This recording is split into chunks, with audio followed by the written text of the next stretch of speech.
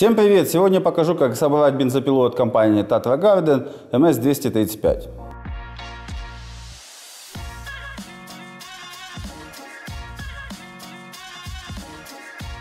И начнем с установки зубчатого упора. Следующим этапом устанавливаем цепь. Далее устанавливаем шину.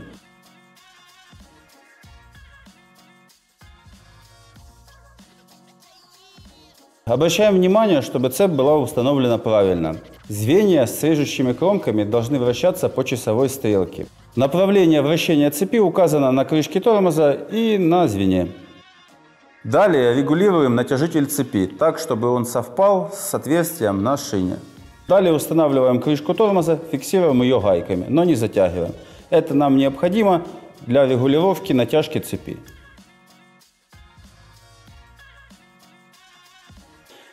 Далее выполняем натяжку цепи. Обращаем внимание, чтобы цепь была натянута.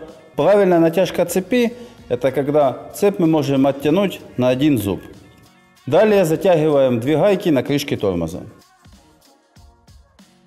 А сначала перед запуском не забудьте залить адгезионное масло для смазки цепи и топливную смесь для двухтактных двигателей. Ну а на сегодня это все. А как правильно обкатать бензопилу, смотрите в других видео. Всем пока!